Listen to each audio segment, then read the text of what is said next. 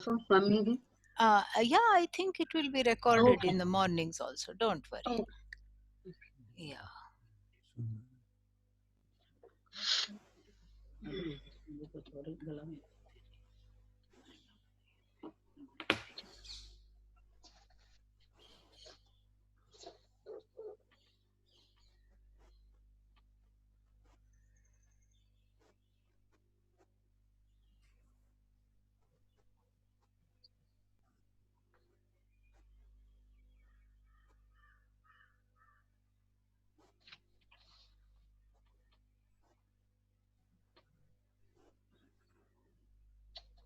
We'll start in 1 second.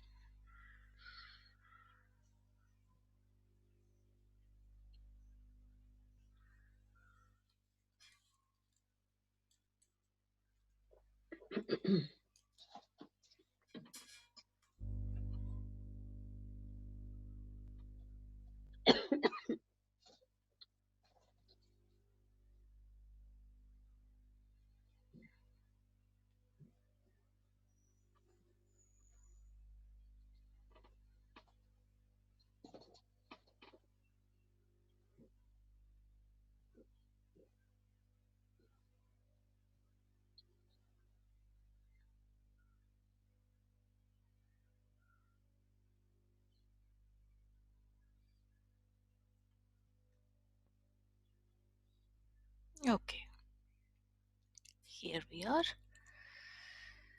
Om Sahana Vavatu Sahanau Bhunaktu Sahaviryam Karavavahai Tejasvinavadhitamastu ma vidvishavahai.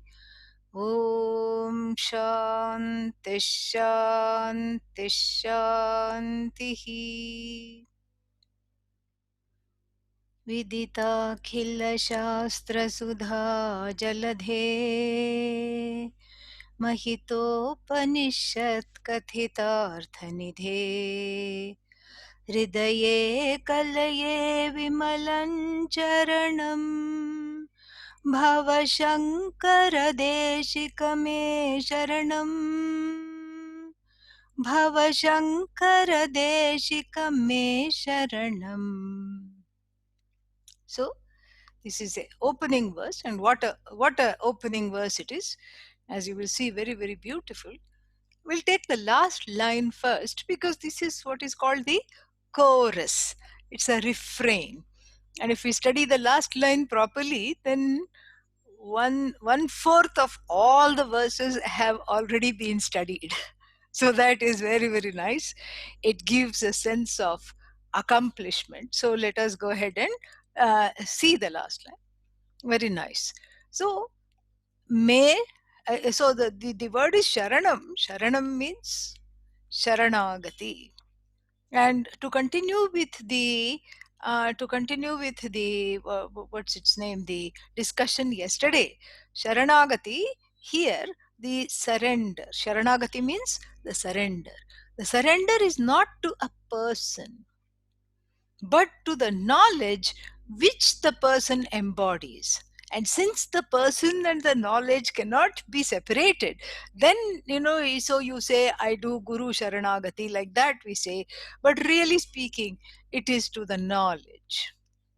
And since the knowledge is embodied in the person, and the person being non-separate from you, non-separate from Ishvara, and therefore it manifests as a surrender to the person.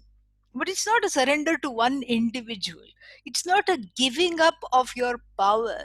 That's not what this Sharanagati is. We have to be very, very careful here.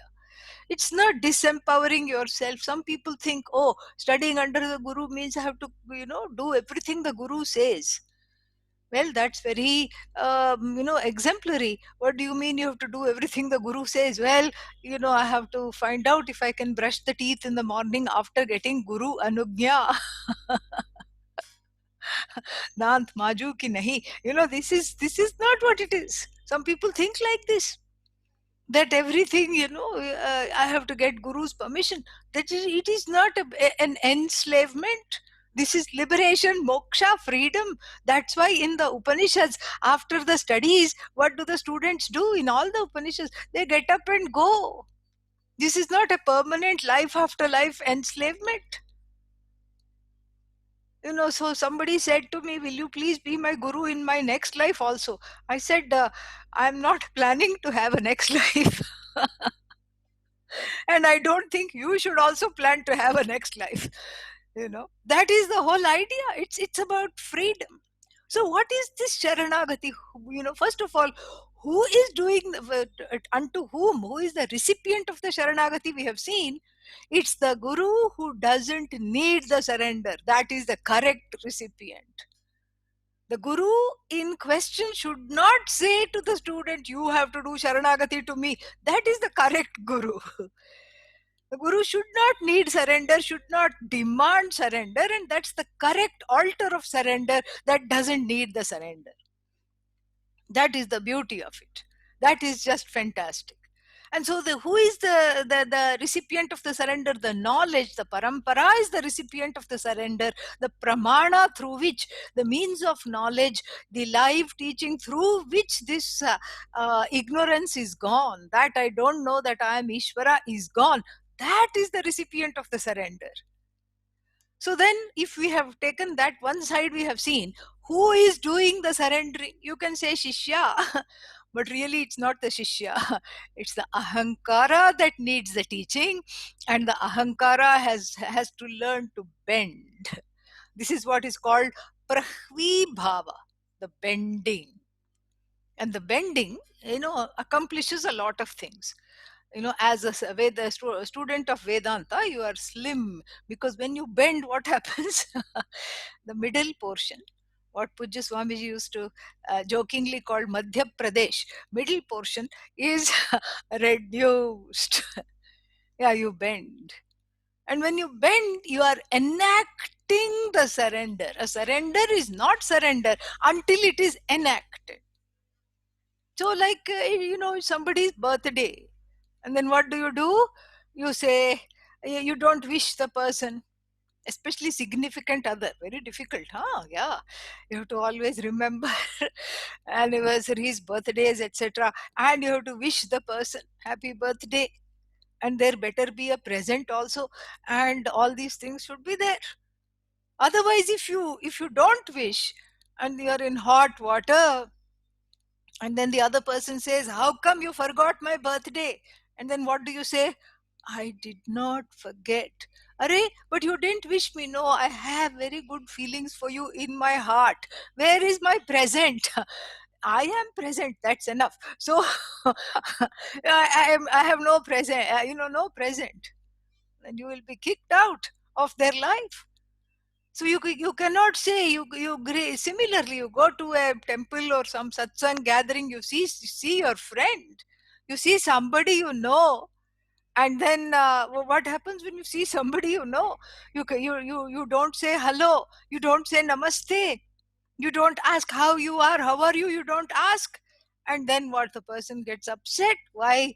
Because when you say, I have the greatest respect and love for you, but what am I doing? I'm not showing it. I've decided to just keep it within the heart. Similarly, here in the Guru Shishya relationship, the Shishya here in the form of Totakacharya is demonstrating the enacted surrender. Me Sharanam, my refuge. Me Sharanam, you are my refuge. This is again, words. My refuge means what? The refuge is a refuge that keeps shifting. In the morning, coffee, me sharanam.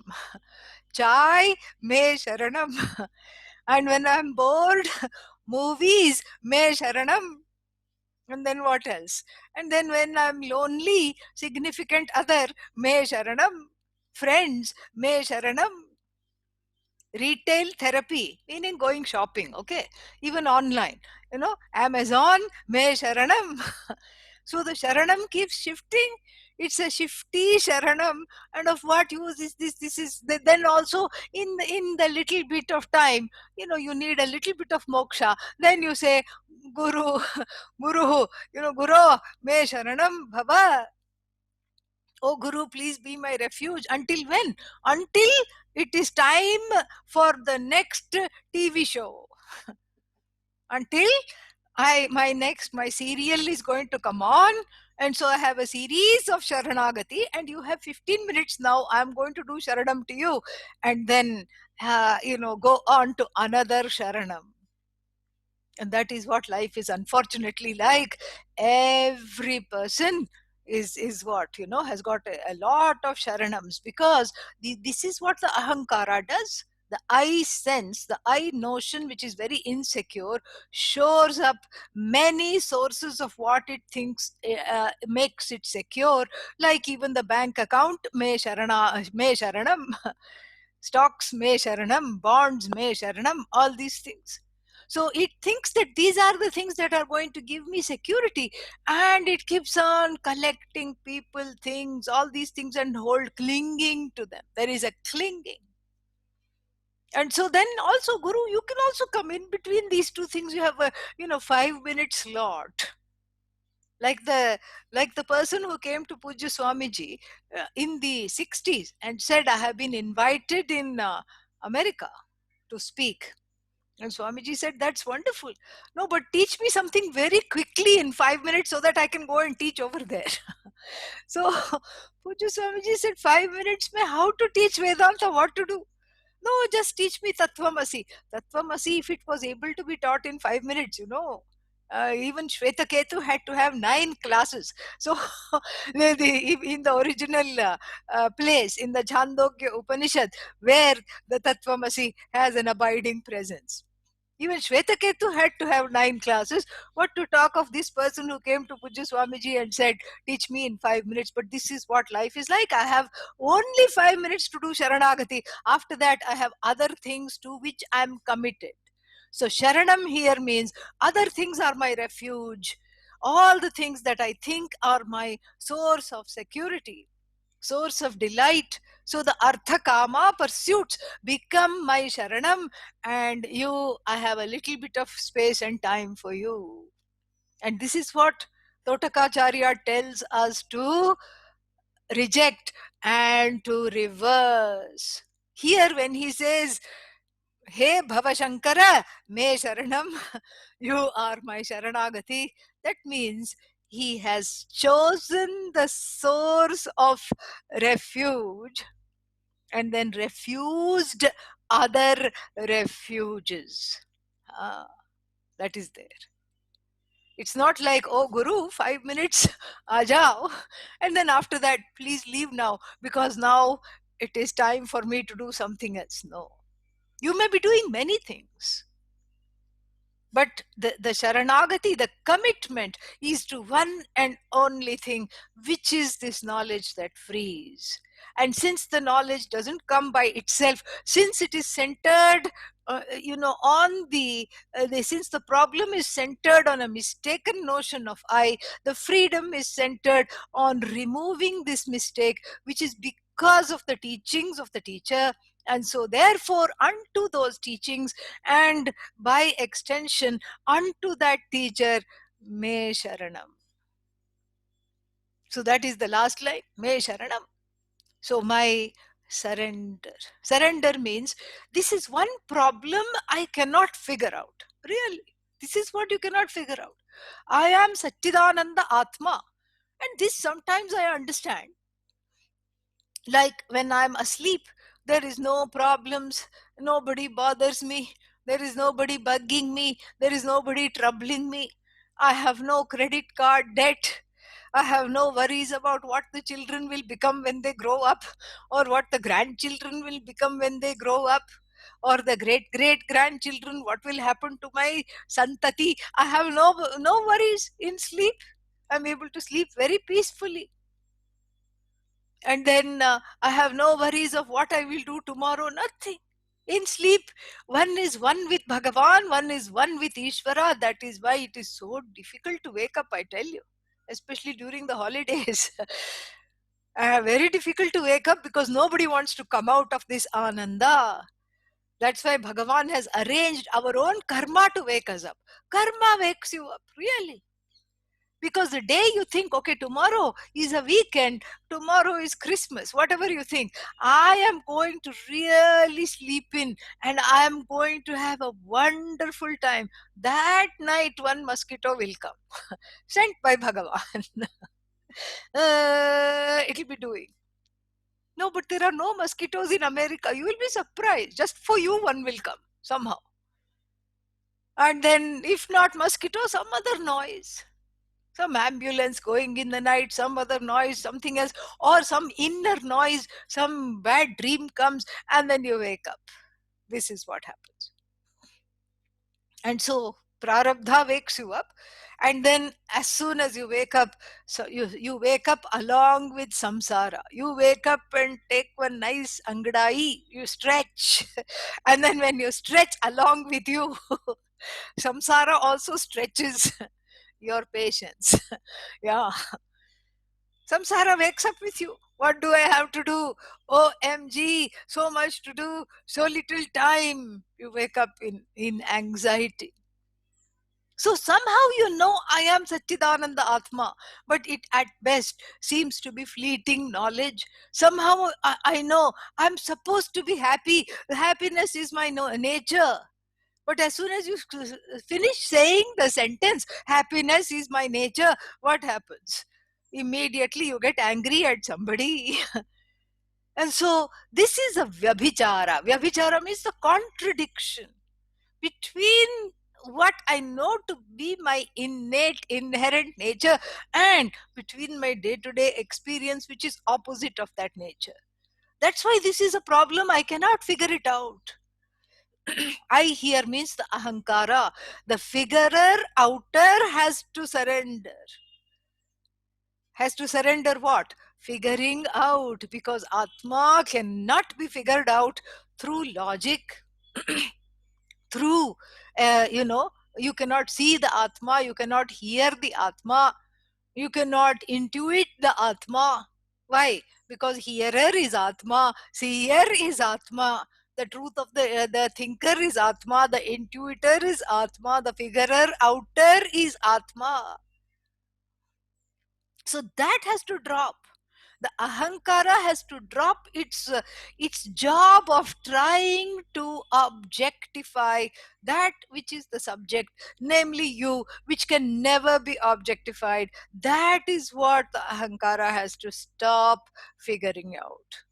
And that is when one is blessed with this knowledge. And that stopping the figuring out is called sharanagati. Because what can the ahankara do? What can this jiva do other than action? I have free will. I can act. And when I don't like something, then I can try to change it. And then when I change it, there is karma phala, result of action. And the result of action is rejected by me because that's not what I wanted. Then all I can do is act again. How are you going to act out the Atma? Atma is never away from you. You cannot act to try to go and get the Atma. Not possible. It's already you. Atma is bound. I'm going to free it. It's not bound. You think it is bound. The bondage is a notion, not an ocean of bondage. It's a notion of bondage. Already yesterday I told you.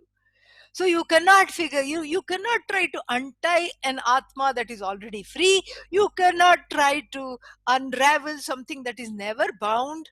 You cannot try to make it okay because it's already okay. I'm going to make the Atma happy. Atma is already happy. I want to see the Atma. You can't see the Atma. That's why all kinds of sad songs, Darshan kab doge, hey Bhagavan, that makes you sad because Bhagavan, you don't know where he is. She is. It is you. It is the truth of you. So even if Bhagavan by some, some miracle gives darshan, that's a different thing. But generally speaking, that is the bhavana is that of missing, alienation. Alienation, you can miss. Yesterday people were telling me, oh, we miss you. That is okay, because the body mind sense complex is different from another body mind sense complex, and we miss each other's nuances. We miss being in 3D presence. We miss each other. Okay, that's a lovely bhavana. But how can you miss yourself? You are never away from yourself. You are the waker, you are the dreamer, you are the sleeper, you are the one that is beyond the dreaming, sleeping, and waking states, the sakshi, the witness of all those things. How can you miss yourself? Still there is a missing. So you're not missing somebody else, you're missing yourself. And so how is that possible? This whole thing is a paradox. That's why the teaching is needed, because you cannot figure it out. When you give up, the teaching can begin. In fact, the teacher waits for you to give up before starting the teaching. That's why in the eighth chapter of the Chandogya Upanishad, two people go for the knowledge. Indra, the Lord of heaven, King of heaven, he goes because he goes to Prajapati, the Lord of the teacher of the universe. He goes to the Prajapati and says, because he has heard Prajapati give one lecture, Atma apahata papma. Atma is beyond all papa. No papa, no punya, nothing. Atma is not a doer. Atma is not done in by any other doing. Atma is free of regret, free of guilt, free of hurt, free of all accumulated demerits from this and other lives, free of lives, free of action, free of results of action. He has heard all this and he wants to find out more. And all the devas appoint him to be the representative. Please go and get this knowledge. And on the other side, well, suras, and then what else are there? Asuras, yeah. Without that, there is no tadka. That's how Bollywood movies got the idea of villains. Yeah, from these asuras only. Without that, there is no seasoning. It's very boring. Who will just, everybody is goody two shoes. They are dharmic all the time. Nobody will see such a movie. You need some adharma stirred in. And so the asuras are also there. They also have a king. His name is Virochana.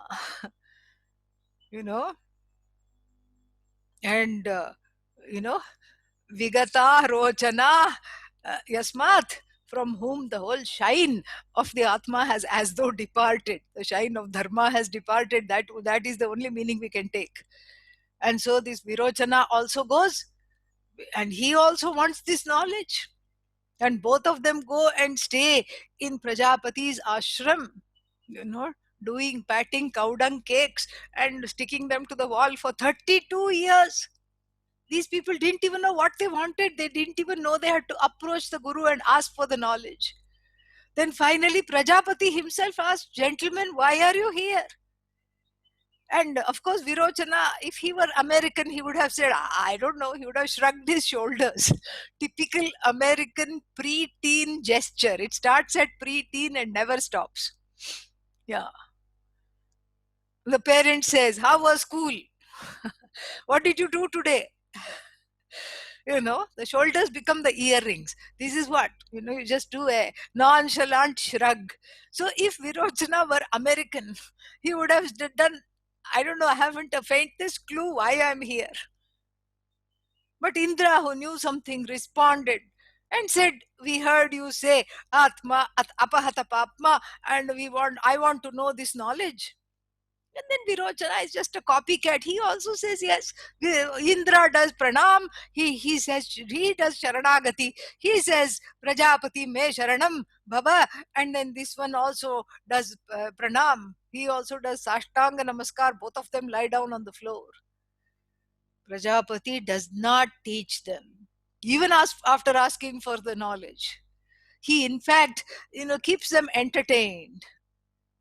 I want to see the Atma, they insist.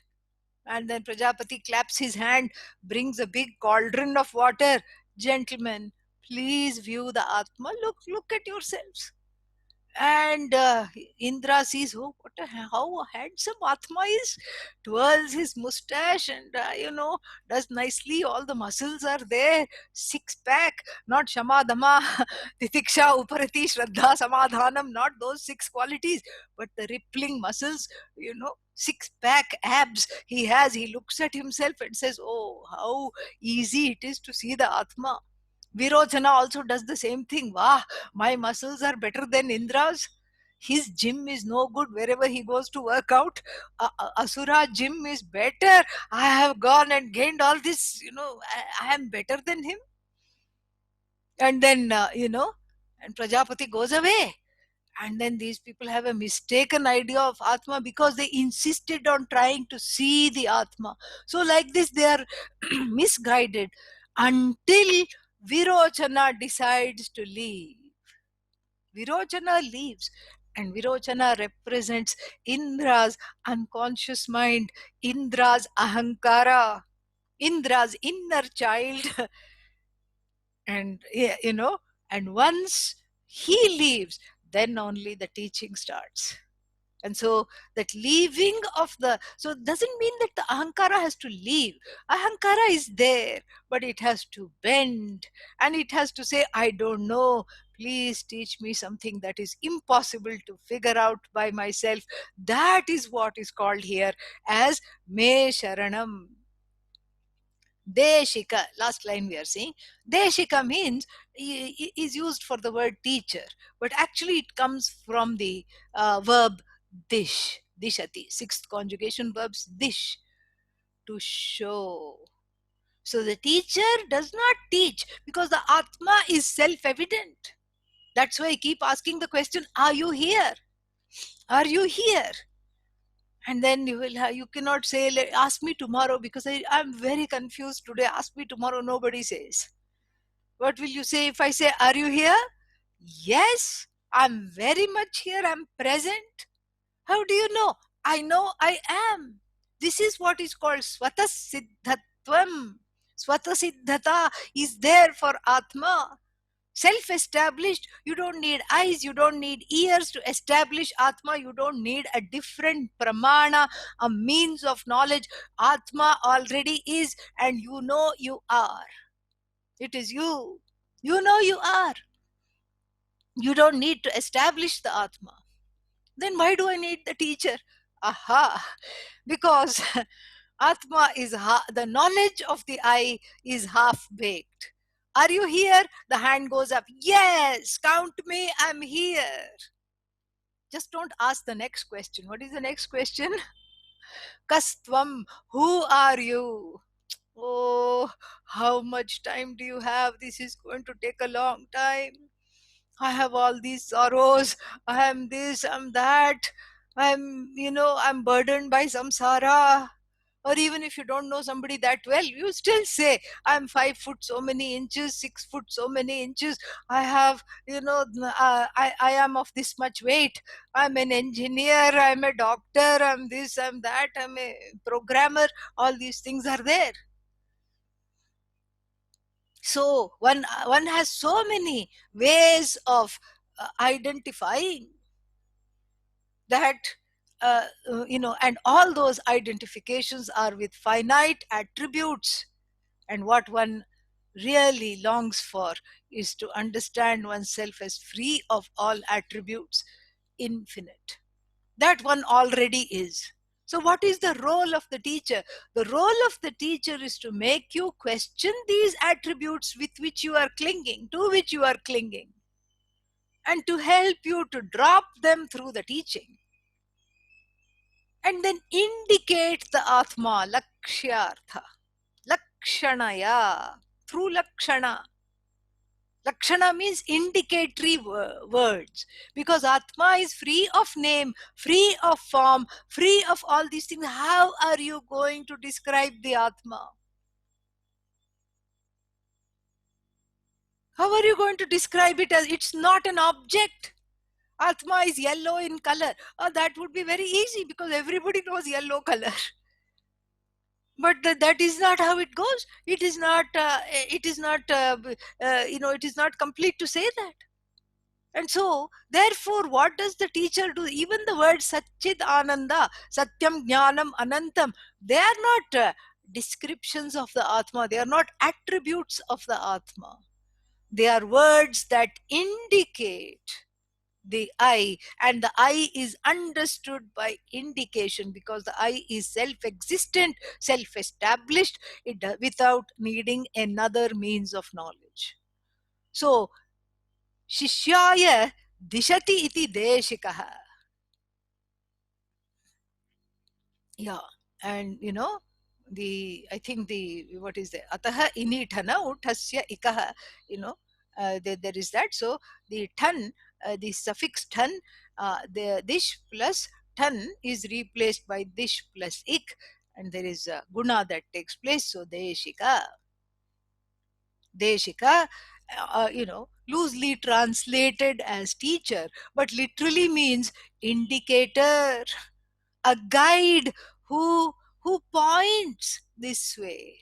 And when you go that way, then it is you, the guide who ingeniously, with the help of the words of the Upanishad, points to you, who need not points to the nature of you, who need not be pointed to at all.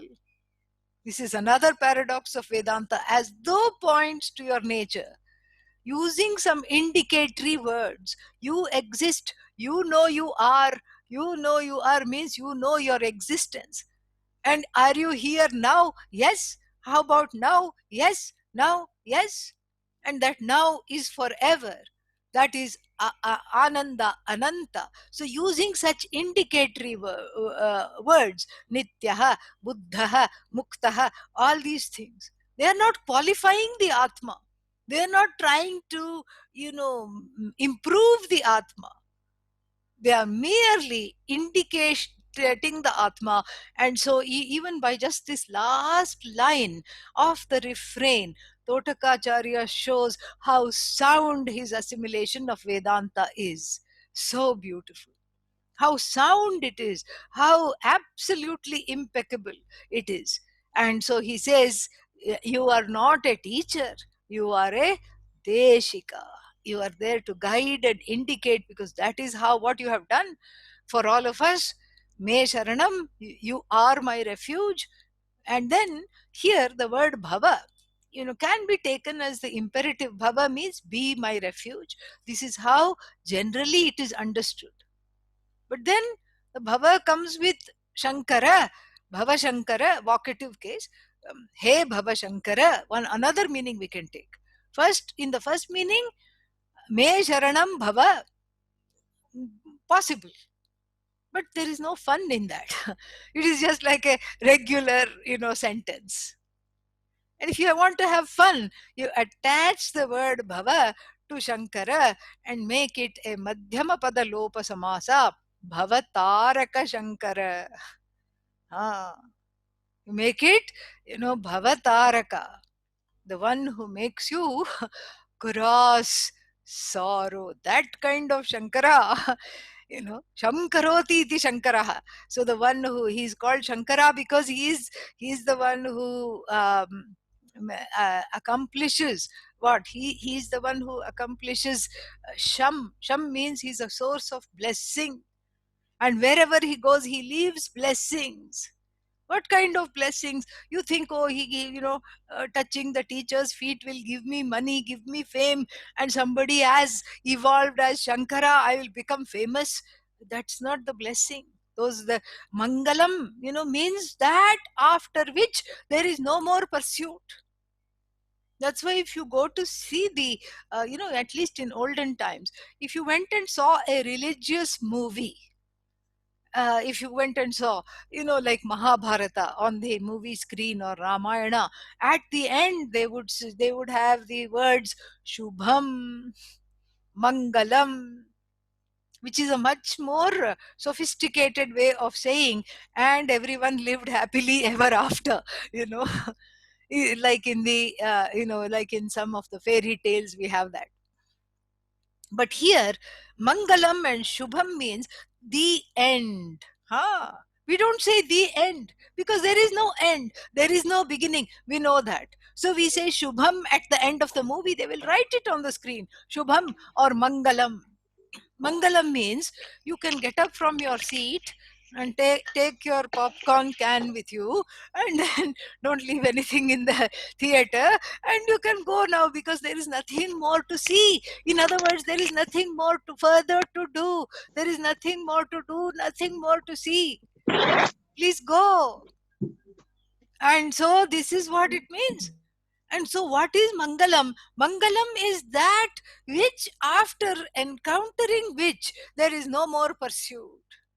Adi Shankara is called Shankara because he had the ability to give the ultimate blessing of this knowledge, after which there was no more pursuit, no more regret, no more anything left to do. Nothing left to do. Nothing was left to be desired, nothing was left to do, nothing left to be accomplished. This is Shankara. And then you add Bhava Shankara to that, you add Bhava Shankara means the one who removes samsara, the one who enables you to cross over samsara through the teaching. Bhava means a life of becoming, a life of becoming, very unbecoming, because one minute you want to become famous, another minute you want to become rich, third minute you want to become loved, and then how long all this lasts? Just till the fourth minute. After that you want to become something else. So the life of becoming is totally unbecoming, and therefore, what do we need? We need a bhavasagara taraka.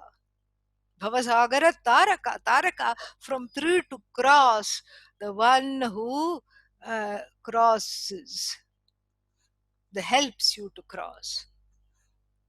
The one who helps you to cross this life of becoming, this life of wanting something or the other all the time, this life of constant complaints and dissatisfaction with what is, with yourself, with the jagat, with others, how boring this is.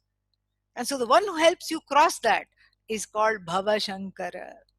Hey Bhava Shankara, this is the only way I invoke you.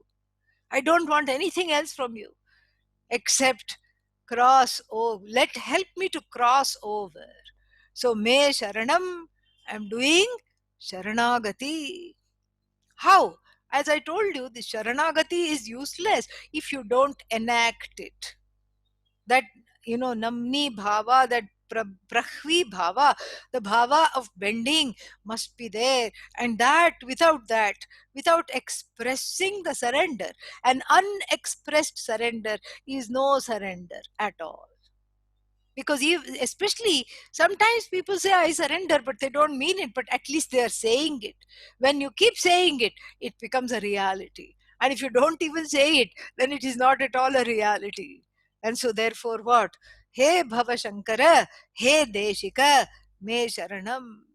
And how do I enact it is given in the, where we are going backwards. So look at the third line.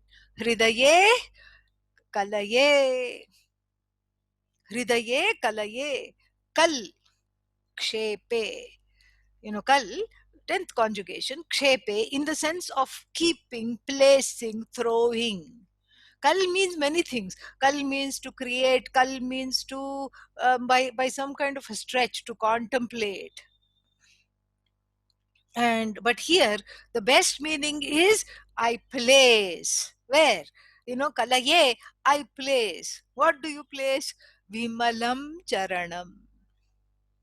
I place your feet, which are free of dirt, mala, literally it means, which are free of all kinds of dirt. That means what? Adi Shankara had a pedicure, and then now I can, now the feet are clean, I can place them in the heart. No. Feet are the foundation of the person.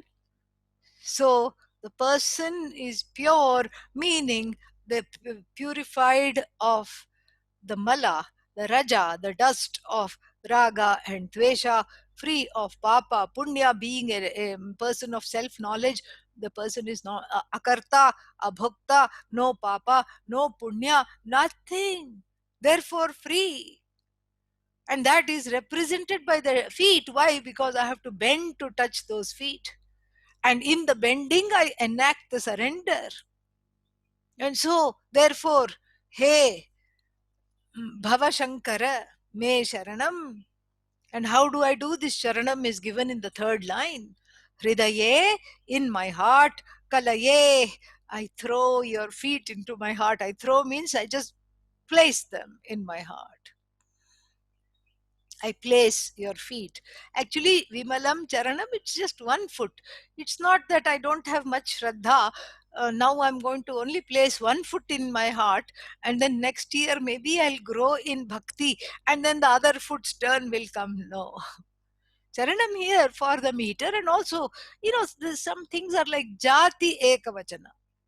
Jati Ekavachana means like there are some group nouns which still decline in the singular, like Janaha, you know. And then in the Bhagavad Gita we have this example: Yadyad acharati shreshtaha tattadeva itaro janaha. So just like the leader goes, so too all the people go. Janaha, singular, but still Janaha means group of people. Lokaha, again, it's a jati ekavachana. So here also it's not one foot; it's the pair of feet together. Charana yugala and charana yugma, the pair of feet, one pair. So vimalam charanam hridaye kalaye. And how to place the feet of the teacher in the heart? The heart, first of all, must have room for this placement. There should be space. If the heart is filled with all kinds of clutter, if the heart is filled with vengeance, with eking out revenge somewhere, and with jealousy, with pride, with fear, with all kinds of worries, anxieties, the teacher cannot set foot there. And so there must be place in the heart. This is very reminiscent of that Mahavishnu coming in Vamana Avatara. He came as this small dwarf for King Bali. He was not known as Bali then. Later on, the name Bali has come. So he came as a small dwarf. And this Bali had lot of pride, so much ahankara. I am the best giver. I am the giver. I am so generous. And Mahavishnu wanted to teach him, ask him the question, when are you going to give up the giver? The notion that you are the giver, when are you going to give it up? So he comes as a dwarf soon after Bali has bathed, and he's ready to do his morning um, ritual of giving. So this 2.5 foot, 3 foot little person walks into the palace and says, I have come for bhiksha. Oh, yes, food is ready. Please come. No, no. I want 3 footsteps worth much of land from your kingdom. All the courtiers assembled laugh. They say, what is wrong with this? The king takes the all giving seriously. The king is not laughing. The king invites him, washes his feet, and does arati to him, everything, and says, okay, you can definitely have what you ask for. Bali never refuses anything. Please ask for whatever you want. Three footsteps. And everybody looks as he himself is small, his feet are even small. Okay. And very soon what happens? The Vamana grows and grows and grows. Vamana grows, everyone else groans. You know, what is happening here? 1 foot, whole of the Divi, the whole of the heaven is taken up by 1 foot. Another foot, the whole earth is claimed by the other foot. And then Bali is asked the question by Vamana after somewhere coming from the sky, because now he has grown beyond everything. Where, oh my dear king, shall I place my third foot? only place available is my head, Bali says. And Bali knows what is happening. The head is the ego, and the head is pressed by Vamana's third foot of, the third foot that he foot worth of land to the nether world where he is told to rule. So the Ahankara must rule over the nether world of the unconscious mind. That is the place for the Ahankara to rule over, means not to identify, to be the witness of the unconscious mind.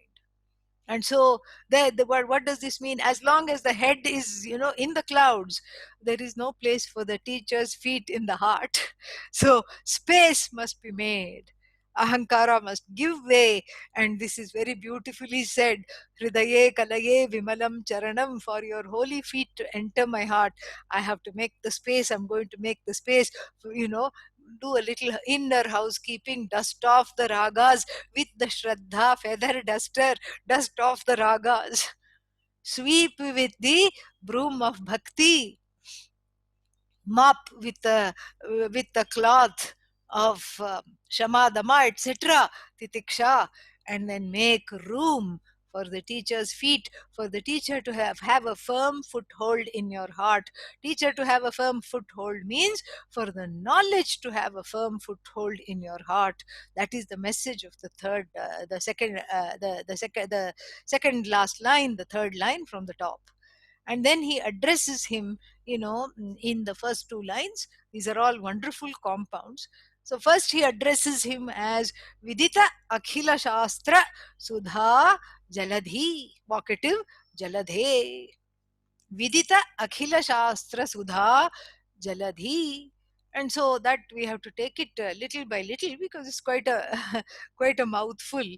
And what is that? The Let us take Jaladhi first. So Jaladhi means a body of water. It can be ocean. It can be what is that? It can be ocean, it can be a cloud, it can be a lake. So here we can take ocean. And Vidita Akhila Shastra. So ocean of what? Ocean of Sudha. Sudha means nectar. Nectar always is the nectar of immortality, not on the level of the body or the mind or the senses. Immortality at the level of the I, that is always unchanging and not subject to birth or death. Immortality on the level of the invariable I, that takes on many bodies, and life after life. And even in one life, that takes on many roles: now thinker, now hearer, now seer, now doer, now sleeper, now eater. In fact, the now is Atma, which upon which the roles, the statuses of eating, drinking, hearing, seeing, and all are as though superimposed. The now is Atma. I now am what? Eater. The eater comes and goes. I now am stays. Drinker comes and goes. Seer, hearer, thinker, all of them come and go. And so this knowledge is called Sudha Jaladhi. So it's an ocean. What kind of an ocean? An ocean full of nectar.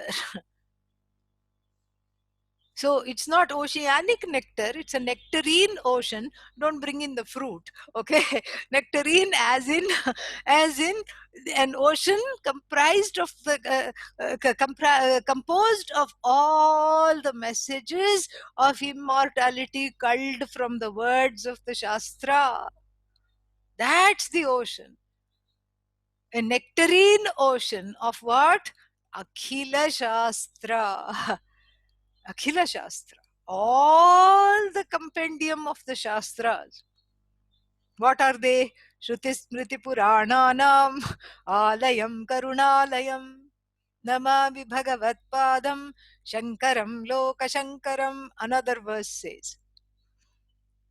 So, very beautiful. Shruti, the primary texts, the Upanishads, and the first portion of the Veda also. Adi Shankara knew. He quotes from the first portion of the Veda, from the Upanishads, everything. And he was a walking, talking compendium of the Shastra, of the Shruti. Of, he knew the first portion of the Veda, he knew Shiksha, Kalpa, Vyakarana, Nirukta, Chandas, Jyotisha. All these are Angas, 6 Vedangas. An expert in all of them. Amazing mind. And here the Shishya is lauding the knowledge of the Guru because the Shishya knows what the Guru knows. And so much knowledge, and all the Upavedas, Ayurveda, Dhanur Vidya, Shastra Vidya, Nakshatra Vidya, astrology, astronomy, all these things, everything, archery, warfare, everything he knew, yoga, everything. In fact, some sutras also, all the sutras he knew, all the everything he knew, whatever was there to know, he knew. And so Adi Shankara was a expert in everything, expert in the Shruti. When you look at the commentary, suddenly he will quote from the first portion of the Veda. Svargakamaha jyotishtomena yajeta. May the person desiring to go to heaven do this jyotishtomar, fire sacrifice. Suddenly he'll quote from the first portion of the Veda. And in Vedanta also, he knows everything. He knows Brahma Sutra. He's himself written a commentary. He knows this, he knows that, Prasthana Traya. He knows backwards and forwards everything. Like our Pujya Swamiji. Well, versed in the Shastra. When Pujya Swamiji was in his early 20s, there was one Bhagavad Gita competition. And he also went to the Bhagavad Gita competition. And the person, there was one Swami judging the competition, and the Swami then confessed he didn't know who to give the prize to because Pujya Swamiji also chanted very well. And there was another boy also that was there who also chanted very well. And Pujya Swamiji, in his usual way, said, very nonchalantly said, well, if it is going to help your decision, I'd like to tell you that I can also chant backwards. And of course he got the prize. He demonstrated from, from the last verse chanting backwards, and after a few verses the teacher said, okay, okay. you know so like this, Akhila Shastra Sudha. He had culled the nectar. He was the nectarine ocean, the brimming nectarine ocean of all the Shrutis. And then what? Smritis means all secondary works. And there is all Yagyamalkya Smriti, this Smriti, that Smriti. Plus there is Grihya Sutras. And then like Apastamba Sutra, Gautama Sutra. Everybody, even today, they will say, I belong to this particular Sutra. Sutra means, Dharma Shastra put in certain ways by the rishis, depending upon that time, that place, that region. This is what is okay to do, this is what is not okay to do. They wrote it all down. He was an expert on that. And Smritis also include Bhagavad Gita, which is, written by Lord Vyasa, plus the Puranas, 18 Puranas. Once you start studying the Puranas, you don't know whether you're coming or going. There is a story within a story within a story by the time you're, scratching your head. Here few rules of Sanskrit we struggle, and then there, all these things. There is one Sutradhara, and then you forget whether Shiva is Lord Shiva is instructing Goddess Parvati, or somebody else is talking about him doing this, and where it is you don't know. But he knew the Puranas, all the 18 Puranas he knew. And then Itihasa, Ramayana, Mahabharata, looking for a quote in the Mahabharata, is harder than finding a needle in the haystack. Needle you can find, Mahabharata quotes very difficult to find.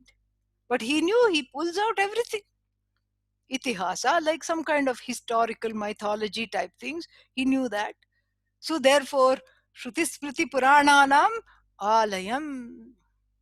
Alaya means the abode, and here Vidita Akhila Shastra Sudha.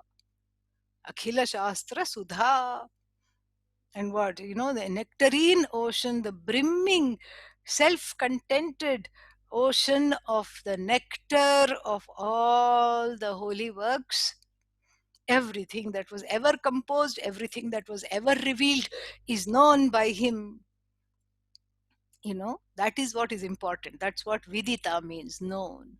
Because why does this vidita comes? Vidita means known. Past passive participle of vid, to know. Vidita. Because you can have some other pandit also who can come and rattle off the shastras, rattle off the puranas, rattle off the itihasa, mahabharata, everything. But then what? You ask them for the meaning, and then they will say, we don't know. Excuse me. We don't know. We have just memorized everything. We don't know the meaning. So that person also may be a Shastra Sudha Jaladhi, Akhila Shastra Sudha Jaladhi. The difference between Adi Shankara and the other person would be, the other person is Avidita Shastra Sudha Jaladhi. This one is Vidita Akhila Shastra Sudha Jaladhi. That is why the word Vidita is the crowning glory of the accomplishment, because the Shastra is as good as what you know about it. And so, Vidita Akhila Shastra Sudha Jaladhe. Oh, the known, the embodiment of the brimming ocean of the nectar of all the Shastras which are known by you. And so then, and he, in the second line, he highlights what Adi Shankara was famous for. Mahita Upanishad Kathitha Artha Nidhi. Nidhe, vocative. Nidhi means treasure, a veritable treasury. Mahita means great. Mahat, so great. So Mahita Upanishad, a great treasury of the Upanishad. So then he could have just said Mahita Upanishad Nidhe. But knowing the Upanishads, knowing what the Upanishads said is just what is called Shabda Rashi. I talked about it yesterday. It's just a heap of words. The Upanishad gets activated when, the artha is, is understood. Kathita. First, it should be kathita. It should be narrated. A narrated and a taught Upanishad. See how beautiful? So you are a treasury of the taught Upanishad that you have got from Govinda Pada. Who got it from Gauda Pada? All these are Adi Shankara's lineage of teachers that we at least know of. And some other pada before that. And Adi Shankara himself is for his shishyas was known as Bhagavat Pada. So this is what you as an expert in the Upanishad doesn't exist. If you are a student of Vedanta, you are not an expert in the Upanishad. You are an expert in your teachings of the Guru, that you are an expert assimilator. That's much you can say. You are an expert assimilator of the unfolded teachings by your teacher, who was an expert assimilator of the unfolded teaching by his teacher, who was an expert of the unfolded meanings of the words of the Shastra by her teacher. You're not an expert on anything. The expertise belongs to the parampara, and you have culled some ways of handling the parampara by your teacher. So the expertise in the assimilation of the said words. That's why I started this whole class with those words. Yasya deve para bhaktihi yatha deve tatha gurau tasyaiva kathita hi arthaha prakashante. There also kathita hi arthaha. And here look, Mahitopanishad kathita arthanidhe. This is the samanvaya. This is bringing the connection. It's very clear that in using these words, he had the last verse of the Shvetashvatara in the mind. He meaning who? Adi Shankara? No. Totakacharya, in composing these words in praise of Adi Shankara, had those words in mind. So the Upanishad is useless if it is not kathita, if it is not taught, and the Upanishad is useless if the taught words are not assimilated. That's how the parampara is crafted. The teaching and the receipt of the teaching make this, clinches this into the parampara. So the one who is the treasury, the warehouse of the Upanishads, the storehouse of the Upanishad. And then he's not locked up the words. He's not sitting on a treasure chest with a key, somewhere tucked in into his belt pocket. No, it is a live teaching. And the teaching, he's brimming with the words of the Upanishad, which have been understood, assimilated, and then are flowing out of him. That is what is and are raining out of him. The next verse is going to say. How beautiful this is. So, Mahita Upanishad Kathitartha Nidhe Vidita Akhila Shastra Sudha Jaladhe. And then what? He Bhava Shankara Me Sharanam Hridaye Kalaye Vimalam Charanam. That concludes the first verse. It also concludes this class for today. And then I will see you all tomorrow again.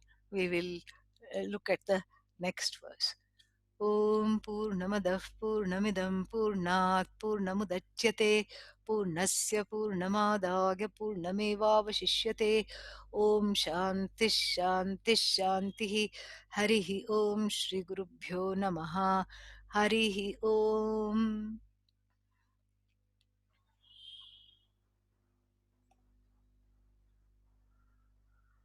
Wonderful. Wonderful to see you all.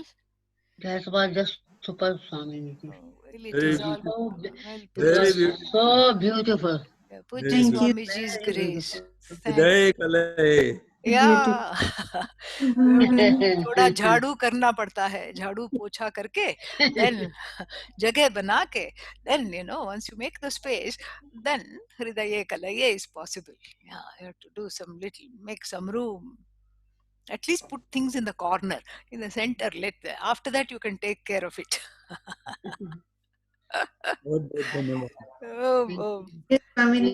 Swamiji, you are teaching us to do that, helping Yes, us. yes, it is all in the parampara. Om Thank Om. you. Thank you. Nice, nice, very nice. Keep Thank coming. you. Oh.